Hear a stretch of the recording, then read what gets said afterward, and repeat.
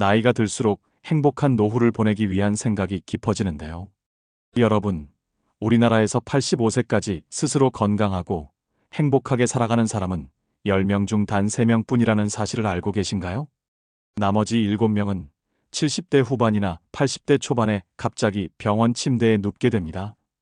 어제까지만 해도 밥을 잘 챙겨 드시고 동네를 거닐며 이웃과 대화를 나누던 분들이 하루아침에 몸을 가누지 못하고 누워버리는 일이 생각보다 흔하게 벌어집니다. 겉으로는 멀쩡했는데 속은 이미 오래전부터 조금씩 무너지고 있었던 것이죠. 이 시점에서 우리가 꼭 짚고 넘어가야 할 것이 있습니다. 왜 어떤 사람은 100세를 바라보며 활기차게 사는 반면 어떤 사람은 80세도 채 넘기지 못하고 쓰러지는 걸까요? 그 차이를 만든 것은 유전자나 값비싼 영양제가 아닙니다. 바로 생활 습관입니다. 특히 75세에서 85세 사이는 인생에서 매우 중요한 시기입니다. 이 10년은 흔히 노년 건강의 골든타임이라고 불립니다. 왜냐하면 이 시기에는 몸과 마음이 빠르게 변화하기 때문입니다. 뼈와 근육이 눈에 띄게 줄어들고 뇌의 회복력도 떨어지며 작은 생활 습관 하나가 전체 건강을 좌우하게 됩니다. 예를 들어 60대에는 며칠만 쉬어도 금방 회복되던 분이 80대에는 같은 상황에서 회복이 두세 달 이상 걸리거나 아예 다시 일어나지 못하는 경우가 많습니다. 즉, 조금만 방심해도 건강 곡선이 가파르게 내려가는 시기라는 뜻입니다. 반대로 생각해보면 이 시기의 습관을 바꾸면 결과도 놀랍도록 빠르게 나타납니다.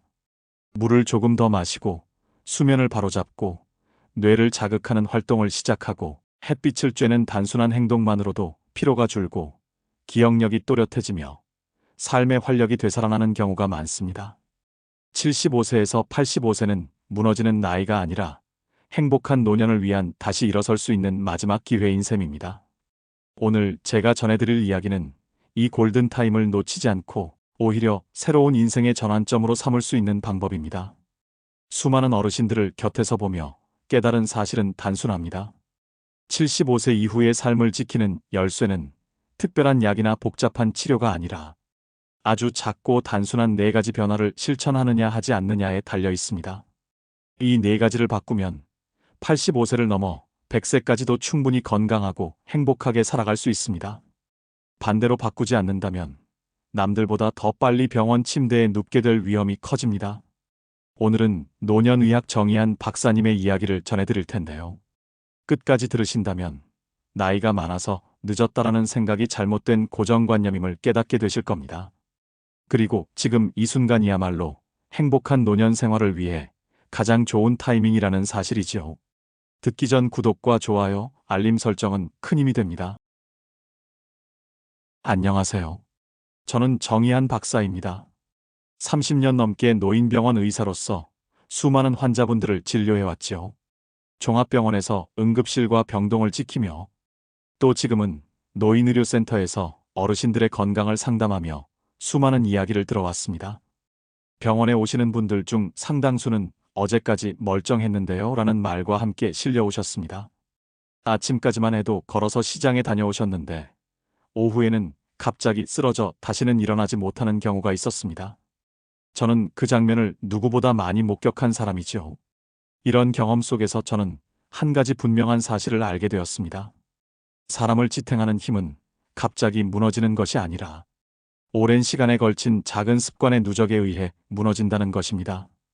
겉으로 보기엔 건강해 보이지만 속에서는 이미 10년, 20년 전부터 조금씩 균열이 생기고 있었던 것이죠.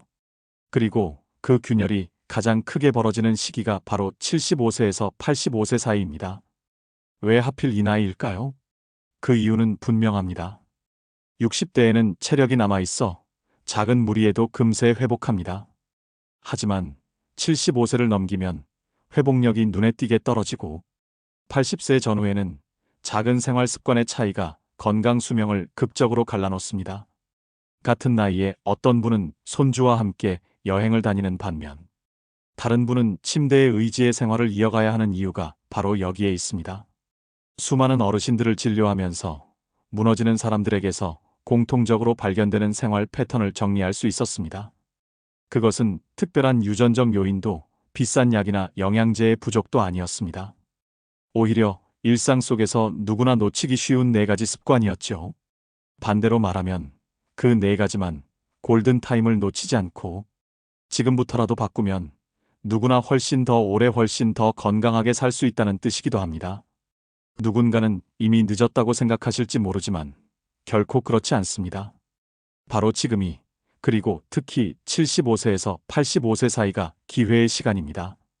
이 시기를 어떻게 보내느냐에 따라 남은 10년, 20년이 달라지지요. 사람이 늙는 과정에서 가장 먼저 무너지는 부분 중 하나가 바로 수면입니다. 많은 분들이 나는 나이 들어서 원래 잠이 줄었어라고 말씀하시지만 사실 노화 자체보다 더 큰 문제는 잘못된 수면 습관이 몸과 마음을 동시에 약하게 만든다는 데 있습니다. 75세를 전후로 뇌의 수면 주기가 급격히 흔들리기 시작합니다. 낮 동안 활동량이 줄어들면서 밤에 깊은 잠에 들지 못하고 자꾸 깨고 새벽에 일찍 눈이 떠지는 패턴이 반복됩니다. 문제는 이렇게 조각난 잠이 단순히 피곤하다는 불편함에서 끝나지 않는다는 점입니다. 수면 부족은 기억력 감퇴, 면역력 저하, 혈압 상승, 낙상 위험 증가와 직결됩니다. 제가 진료했던 78세 박정호 어르신의 사례를 전해드릴게요. 이분은 낮에는 멀쩡히 활동하시다가도 밤이 되면 2시간마다 잠에서 깨셨습니다. 그러다 보니 낮에는 늘 졸리고 집중이 안 되고 심지어 재미난 영상을 보다가도 자꾸 깜빡깜빡 졸았습니다. 가족들은 치매가 시작된 게 아닐까 걱정했지만 검사를 해보니 뇌 기능 자체보다는 수면 부족에서 비롯된 기억력 저하가 주요 원인이었습니다. 수면 패턴만 교정했을 뿐인데 몇 달 후 다시 예전처럼 또렷하게 대화를 이어갈 수 있게 되셨죠. 여기서 중요한 것은 75세에서 85세 사이의 수면 습관을 바로잡지 않으면 회복이 훨씬 더 어려워진다는 사실입니다. 60대까지는 며칠만 푹 자면 금세 기운을 차리지만 80대에는 수면 리듬이 망가지면 뇌와 몸이 동시에 무너져 다시 회복하기 힘들어집니다. 즉, 지금 이 시기가 잠의 골든타임인 셈입니다. 그렇다면 어떻게 해야 할까요? 저는 3가지 원칙을 꼭 권해드립니다.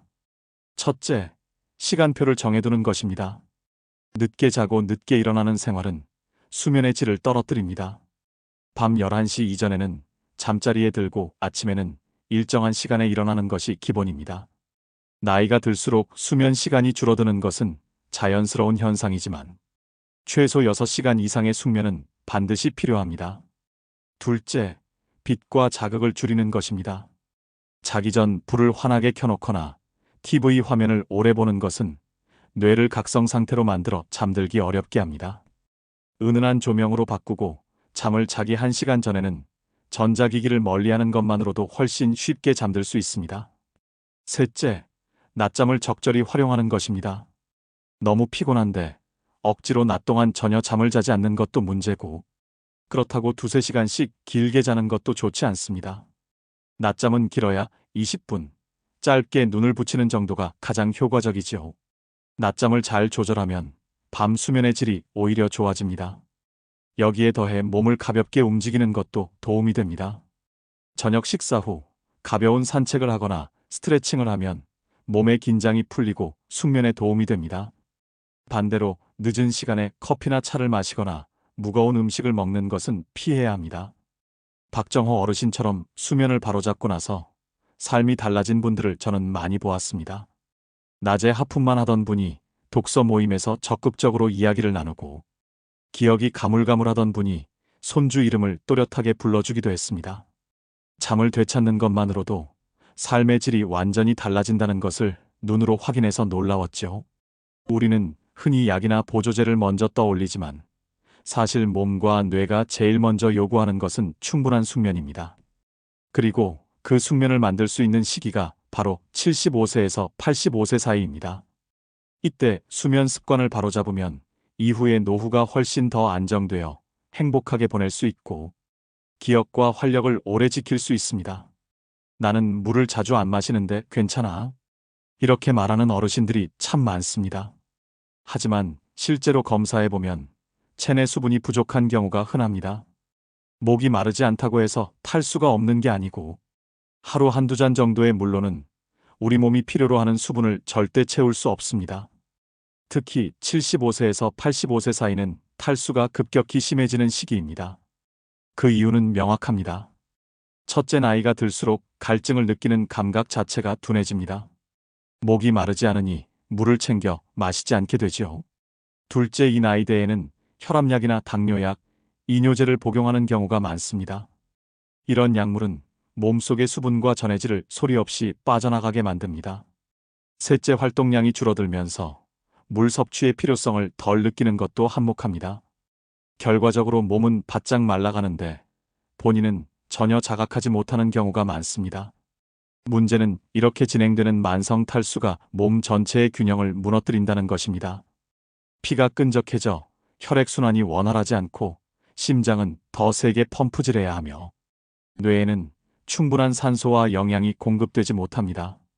그래서 피곤하고 어지럽고 기억력이 흐려지고 소화도 잘 안 되는 증상이 나타납니다. 많은 분들이 단순히 나이 들어서 그렇다라고 생각하지만 사실 알고 보면 몸속 수분 부족 때문인 경우도 많은 것이죠. 제가 만난 80세 이학수 어르신도 그런 사례였습니다. 늘 피곤하고 머리가 무겁다고 하셨는데 정밀 검사에서는 큰 이상이 보이지 않았습니다. 다만 체내 수분량이 정상보다 훨씬 낮았습니다. 이분은 물을 많이 마시면 화장실만 자주 가서 귀찮다라며 하루 종일 거의 물을 마시지 않으셨습니다. 제가 제안드린 것은 절대 복잡하고 어려운 게 아니었는데요. 하루 4번 정해진 시간에 한 컵씩 미지근한 물을 마시는 습관을 들이자는 것이었죠. 단 3주 만에 어르신의 표정은 확연히 달라졌습니다. 아침에 몸이 한결 가볍고 오후에도 졸음이 덜하고 무엇보다 늘 무겁던 머리가 맑아졌다고 하셨습니다. 여기서 중요한 것은 언제 어떻게 마시느냐입니다. 무작정 하루 8잔을 억지로 채우는 것은 현실적으로 어렵고 오히려 속을 불편하게 만들 수도 있습니다. 그래서 제가 권하는 방법은 타이밍 수분 섭취입니다. 아침에 눈 뜨자마자 한 컵, 식사 30분 전에 한 컵, 외출이나 활동 후 돌아왔을 때 한 컵, 그리고 잠자기 전 1시간쯤에 마지막 한 컵. 이렇게만 해도 몸은 놀랍도록 달라집니다. 물만이 답은 아닙니다. 수분이 풍부한 음식을 곁들이는 것도 좋습니다. 특히 더운 날씨에는 더욱 좋지요. 제철 과일, 오이와 같은 채소, 국물 요리 등은 자연스럽게 수분을 보충해줍니다. 반대로 커피, 진한 차, 알코올은 이뇨작용이 있어 수분을 더 잃게 만드니 주의가 필요합니다. 특히 저녁 늦게 과음하는 습관은 다음날 극심한 탈수를 부르며 노인에게는 치명적인 심장 문제를 촉발할 수 있습니다. 자가 진단법도 있습니다. 소변색이 지나치게 진하다면 이미 몸이 메말랐다는 신호입니다. 또 거울 앞에서 혀를 내밀었을 때 표면이 건조하고 갈라져 있다면 체내 수분이 부족하다는 뜻입니다. 손등 피부를 꼬집어 올렸다가 놓았을 때 금세 펴지지 않고 천천히 돌아오는 것도 탈수의 신호입니다. 이런 간단한 점검만 해도 지금 내 몸이 얼마나 목말라 있는지 알 수 있습니다. 이 시기에 수분을 보충하는 습관을 들이면 놀라운 일이 일어납니다. 소화가 원활해지고 변비가 개선되며 두통과 피로가 줄어듭니다. 무엇보다 혈액이 맑아지면서 심장과 뇌의 부담이 줄어들고 돌연사나 뇌졸중 같은 큰 사고의 위험이 낮아집니다. 반대로 75세에서 85세에 이 습관을 잡지 못하면 몸은 눈에 띄지 않게 조금씩 메말라가다가 어느 날 갑자기 치명적인 사건으로 무너질 수 있습니다. 이학수 어르신처럼 물이 가져온 변화는 절대 작지 않습니다. 수분은 약도 보약도 아닌 몸의 기본 연료이기 때문입니다. 지금 목이 마르지 않다고 방심하지 마세요. 이미 몸은 오래전부터 신호를 보내고 있었을지도 모릅니다. 그러니 오늘 바로 지금 당장 물 한 컵으로 시작해 보시길 권합니다. 그것이 85세 이후의 삶을 행복한 노년으로 바꾸는 첫걸음이 될 것입니다. 사람의 몸이 나이를 먹듯 뇌와 마음도 함께 늙어갑니다. 그런데 흥미로운 점은 뇌는 단순히 세월 때문에 약해지는 것이 아니라 쓰지 않아서 더 빨리 약해진다는 것입니다. 많은 어르신들이 은퇴 이후 목표를 잃고 집안에 머무르며 비슷한 하루를 반복합니다. 물론 지난날 열심히 일하셨기 때문에 처음에는 편안하다 느낄 수 있는데요. 시간이 지날수록 활력이 사라지고 기억이 희미해지고 웃을 일이 줄어듭니다. 저는 이 과정을 정신적 무기력이라고 부릅니다. 특히 75세에서 85세 사이가 중요한 이유가 있습니다. 이 시기는 은퇴한 지 오래 지나면서 사회적 역할이 줄고 자녀들도 독립해 집을 떠난 경우가 많습니다. 배우자를 먼저 떠나보낸 분도 적지 않고 혼자 있는 시간이 급격히 늘어납니다. 이때 새로운 도전이나 활동을 찾지 못하면 뇌는 빠르게 자극을 잃고 기능이 떨어집니다. 단순히 기억력이 조금 약해지는 정도가 아니라 치매 위험이 높아지고 우울증이 깊어지며 신체 건강까지 급격히 나빠집니다. 저는 77세 김순자 어르신을 기억합니다. 평생 가정을 돌보며 살다 은퇴한 남편과 단둘이 지내셨습니다. 처음엔 여유롭다고 하셨지만 시간이 갈수록 표정이 굳고 대화가 짧아졌습니다. 살맛이 없다는 말이 늘 입에 맴돌았죠. 그런데 큰 변화를 가져온 건 의외로 간단했습니다. 동네 복지관에서 진행하는 시쓰기 교실에 참여한 것입니다. 처음엔 내가 뭘 하겠냐며 시큰둥했지만 몇 번 모임을 나간 뒤부터 달라졌습니다. 짧은 시 한 편을 완성할 때마다 뇌는 새로운 자극을 받았고 그걸 다른 사람들과 나누며 활력을 되찾았습니다. 몇 달 후 다시 배웠을 때 어르신은 요즘 하루가 짧다며 행복한 웃음을 지으셨습니다. 뇌는 근육과 똑같습니다. 쓰지 않으면 줄어들고 꾸준히 자극하면 평생 성장할 수 있습니다. 75세 이후에도 새로운 것을 배울 때 신경세포 사이의 연결은 계속 만들어집니다. 그렇기 때문에 이 시기에 무기력하게 지내는 것과 새로운 도전을 시작하는 것의 차이는 노후 전체를 갈라놓습니다. 그렇다면 구체적으로 어떤 실천이 가능할까요? 저는 세 가지를 제안합니다. 첫째, 작은 목표를 세우는 것입니다. 이때 목표라고 해서 거창할 필요 없습니다. 하루 한 장 독서하기, 하루 5줄 일기 쓰기, 주 1회 모임 참여하기처럼 작고 구체적인 목표가 뇌를 깨웁니다. 둘째, 새로운 배움을 시작하는 것입니다. 그림, 악기, 글쓰기, 심지어 스마트폰 활용 배우기라도 좋습니다. 손을 움직이고 머리를 쓰는 활동은 뇌에 강력한 자극을 줍니다. 셋째, 사람과 교류하는 것입니다. 혼자 하는 공부도 좋지만 누군가와 함께할 때 효과가 배가 됩니다. 대화 속에서 생각을 정리하고 웃음을 나누며 뇌는 활발히 움직입니다. 실제로 어떤 어르신은 은퇴 후 몇 년간 거의 말을 하지 않고 TV만 보며 지내셨습니다. 가족들은 그분이 점점 무표정해지고 심지어 말을 잇는 것 같다고 걱정했습니다. 하지만 지역 복지관의 합창단에 참여한 후 상황은 달라졌습니다. 처음엔 작은 목소리로 노래를 따라 부르던 그분은 어느 순간 무대에 서서 당당히 노래를 부르고 계셨습니다. 그 변화 이후 우울증 약을 줄였고 혈압도 안정되었습니다. 목소리를 내고 함께 웃고 새로운 곡을 외우는 과정이 뇌와 마음을 동시에 되살린 것입니다. 여러분, 정신적 무기력은 단순한 기분의 문제가 아닙니다. 뇌와 몸 전체를 무너뜨리는 위험 요소이죠. 하지만 다행히도 약은 이미 우리 곁에 있습니다. 바로 새로운 도전과 만남입니다. 작은 일도 괜찮습니다. 새로운 시 한 줄, 낯선 길 산책, 동네 모임의 인사 한마디가 뇌를 깨우는 자극이 됩니다. 75세에서 85세는 마지막 기회일 수 있죠. 그러니 지금 도전을 시작하면 뇌는 여전히 반응합니다. 하지만 이 시기를 놓치면 뇌는 빠르게 문을 닫고 다시 열기가 좀 더 어려워질 수 있습니다. 여러분의 몸이 무너지기 전에 먼저 마음과 뇌부터 살려야 합니다. 도전은 늦지 않았습니다. 오늘이 가장 빠른 시작입니다. 많은 어르신들이 은퇴 후 대부분의 시간을 집안에서 보내십니다. 책을 읽거나 TV를 보고 가끔은 낮잠을 자며 하루를 보내다 보면 시간이 금세 흘러갑니다. 겉으로는 평온해 보이지만 사실 몸은 조용히 무너지고 있습니다. 그 이유 중 하나가 바로 햇빛 부족입니다. 햇빛은 단순히 기분을 좋게 하는 빛이 아니라 우리 몸을 움직이는 필수 연료와도 같습니다. 햇빛이 부족하면 가장 먼저 비타민 D 결핍이 찾아옵니다. 비타민 D는 뼈를 단단하게 만들고 면역력을 지키며 뇌와 심장의 기능에도 관여하는 중요한 영양소인데요. 그런데 안타깝게도 75세 이상 어르신의 상당수는 비타민 D 수치가 기준치보다 낮습니다. 이유는 단순합니다. 외출을 줄이고 햇빛을 받는 시간이 극도로 줄어들었기 때문입니다. 이 나이대에 햇빛 부족이 특히 치명적인 이유는 몸의 회복력이 떨어지는 시기와 맞물리기 때문입니다. 비타민 D가 부족하면 칼슘이 제대로 흡수되지 않아 뼈가 약해지고 골다공증과 낙상 위험이 급격히 높아집니다. 실제로 80대 어르신들이 넘어져 고관절이 부러지면 그중 상당수가 다시는 제대로 걷지 못합니다. 햇빛 한 줌이 부족해진 결과가 평생의 거동 불편으로 이어지는 것입니다. 또 하나 간과하기 쉬운 점은 햇빛이 정신 건강에도 큰 영향을 준다는 사실입니다. 햇빛은 뇌에서 세로토닌이라는 행복 호르몬을 활성화시키는데 햇빛을 받지 못하면 우울감과 무기력이 심해집니다.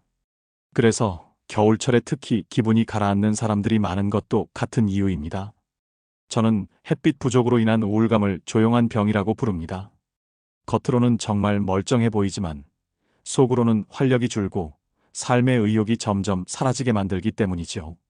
실제로 제가 상담했던 79세 유은숙 어르신은 배우자와 사별한 뒤 거의 집안에서만 지내셨습니다. 밖에 나가는 일은 주 2회 정도 동네 마트에 가는 것뿐이었습니다.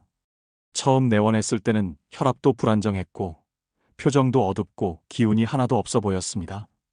검사 결과 뼈 밀도는 기준 이하였고 비타민 D 수치도 매우 낮았죠.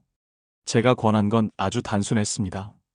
매일 아침 15분씩 동네 공원을 걸으면서 햇빛을 쬐어보시라는 것이었습니다. 처음에는 귀찮다고 하셨지만 한 달 뒤 다시 뵈었을 때 얼굴빛이 확 달라져 있었습니다. 아침에 햇빛을 조금만 쐬어도 마음이 한결 편해지고 밤에도 잠이 잘 온다는 말씀을 하셨습니다. 실제 검사에서도 비타민 D 수치가 개선된 것이 확인됐죠. 그렇다면 어떻게 햇빛을 활용해야 할까요? 첫째, 아침 햇빛을 받는 것이 가장 좋습니다. 이때의 햇빛은 강하지 않아 피부에 무리가 없으면서도 비타민 D 합성에 충분합니다. 둘째, 짧게 자주 받는 것이 좋습니다. 일주일에 한 번 1시간보다 15분에서 20분을 꾸준히 매일 실천하는 편이 더 효과적입니다. 셋째, 활동과 연결하면 좋습니다. 단순히 앉아있는 것보다 가볍게 걷거나 손을 움직이며 햇빛을 받으면 몸과 마음이 동시에 깨어납니다. 그리고 비타민 D는 음식으로도 얻을 수 있습니다. 연어나 고등어 같은 기름진 생선, 달걀 노른자, 버섯류가 대표적이지요. 그래도 부족하다면 보충제를 활용하는 것도 방법입니다. 다만 중요한 것은 햇빛과 음식, 보충제의 균형입니다. 약에만 의존하거나 반대로 전혀 관리하지 않는 것도 바람직하지 않습니다. 햇빛은 누구에게나 공평하게 주어집니다. 하지만 그것을 잘 알고 올바르게 받는 사람만이 그 혜택을 누릴 수 있습니다. 75세에서 85세 사이 이 시기에 햇빛을 친구로 삼는다면 남은 10년, 20년은 훨씬 더 밝고 건강할 수 있습니다. 반대로 집안에만 머물며 햇빛을 피한다면 뼈는 약해지고 마음은 무거워지며 결국 건강의 기울기가 빠르게 내려가게 됩니다. 저는 어르신들께 항상 말씀드립니다. 햇빛은 돈이 들지 않는 최고의 약입니다. 오늘 당장 창문을 열고 10분만이라도 햇살을 느껴보시길 권합니다. 그 작은 걸음이 85세 이후의 인생을 바꾸는 큰 힘이 될 것입니다. 지금까지 말씀드린 이야기는 어떻게 보면 너무나 단순해 보일 수 있습니다. 하지만 실제로 어르신들의 삶을 바꾼 결정적인 열쇠였죠. 몸은 거짓말을 하지 않습니다. 물 한 컵을 더 마시고 햇빛을 10분 더 쬐고 새로운 시 한 줄을 쓰고 같은 시간에 잠드는 습관을 지키면 몸은 즉시 반응합니다. 피로가 줄고 머리가 맑아지고 표정이 밝아지는 변화를 수도 없이 목격했습니다. 중요한 것은 완벽할 필요가 없다는 점입니다. 오늘은 물을 3컵밖에 못 마셨다면 어제보다 1컵 더 마신 것이 이미 성공입니다. 운동을 빼먹었다면 내일 다시 시작하면 됩니다. 삶을 바꾸는 힘은 거창한 결심이 아니라 아주 작은 꾸준함에서 나옵니다. 특히 75세에서 85세 사이 이 시기에 이런 작은 실천들이 쌓이면 남은 10년, 20년의 삶의 기울기가 완전히 달라집니다. 같은 나이라도 어떤 분은 활력을 되찾아 새로운 목표를 세우며 행복한 노후 생활을 지속해 나가시지만 어떤 분은 그럴 수도 없이 병원 침대에 의지하며 하루를 보내게 되는 차이가 여기서 갈립니다. 그러니 지금부터라도 시작해 보시길 권합니다. 이 변화가 쌓이면 여러분의 몸과 마음에 반드시 응답할 것입니다. 그것이 바로 건강하고 행복하게 100세까지 살아가는 가장 단순하면서도 확실한 비밀입니다. 이상으로 인생의 지혜였습니다. 구독과 좋아요, 알림 설정은 큰 힘이 됩니다. 언제나 여러분의 행복한 노후를 응원합니다. 감사합니다.